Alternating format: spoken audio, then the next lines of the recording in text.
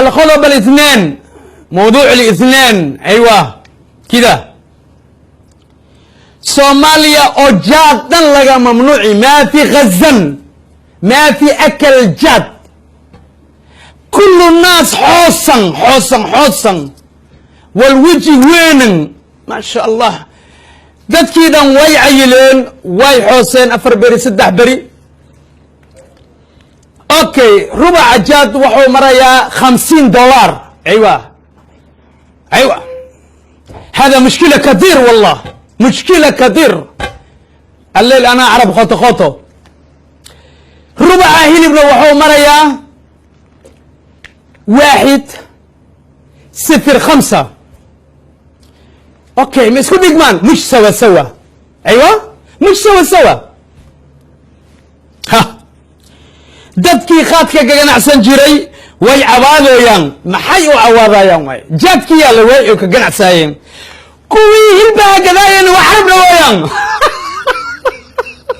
meelna waa laga cawaadayaa, meelna waa laga carabna wayaan. barkee kan hilibka gadaayo hilib uu baarayo una azaras dawaya 3 saac 2 saac hilbiisa banaanka way.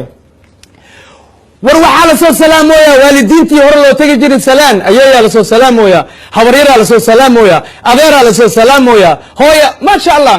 hore ninka 6 saac iga dambeey waa isku fulay ya waa isku fulaa.